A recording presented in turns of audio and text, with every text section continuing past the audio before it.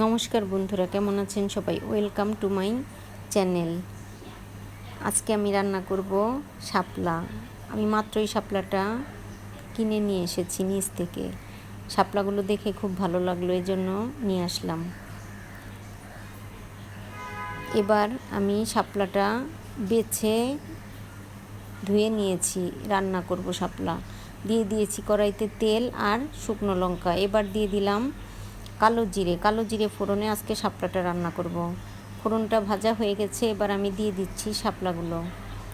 আসলে এই বছরের প্রথম শাপলা, এই বছর এর আগে আর শাপলা খাওয়া হয়নি, আজকে প্রথম খাচ্ছি। আজকে যে রেসিপিটা দেখাবো খুবই অল্প মশলায় আমি শাপলাটা রান্না করব, কিন্তু খেতে দুর্দান্ত স্বাদ।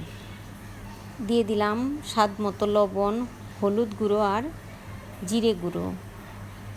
আমি আর অন্য কোনো মশলা ইউজ করব না, এই মশলা দিয়ে আমি আজকে শাপলাটা রান্না করব।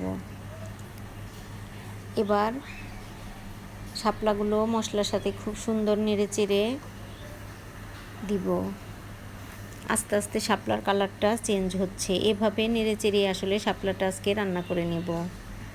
এবার আমি একটু ঢেকে দেব। শাপলা থেকে অনেকটাই জল উঠেছে আর শাপলাগুলোর কালার চেঞ্জ হয়ে গেছে। আসলে শাপলা তো অনেকভাবেই খাওয়া যায়, শাপলা ভাজি, শাপলা দিয়ে মাছ দিয়ে রান্না করা যায়। আর আজকে আমি যেভাবে রান্না করছি এটাও শাপলা এভাবেও খাওয়া যায়, আর এর টেস্ট হয় অত্যন্ত ভালো।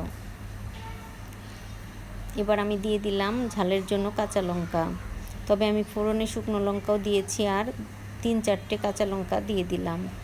এবার শাপলা থেকে এই জলটা আমি একদম শুকিয়ে নেব। শাপলা থেকে জলটা শুকিয়ে গেলে আমার রান্নাটা শেষ। আজকে খুব ছোট্ট একটা ভিডিও আপনাদের সাথে শেয়ার করলাম বন্ধুরা। যদি আমার এই ছোট্ট ভিডিও ভালো লাগে তবে অবশ্যই একটা লাইক করবেন। ভালো লাগলে আমার চ্যানেলটি সাবস্ক্রাইব করার অনুরোধ রইল, আর আমার ফেসবুক পেজটি ফলো করার অনুরোধ রইল যারা ফেসবুক থেকে দেখছেন। আমার রান্নাটা শেষ বন্ধুরা, এভাবে একবার খেয়ে দেখবেন, একদম কচু শাকের মতো হয়েছে রান্নাটা।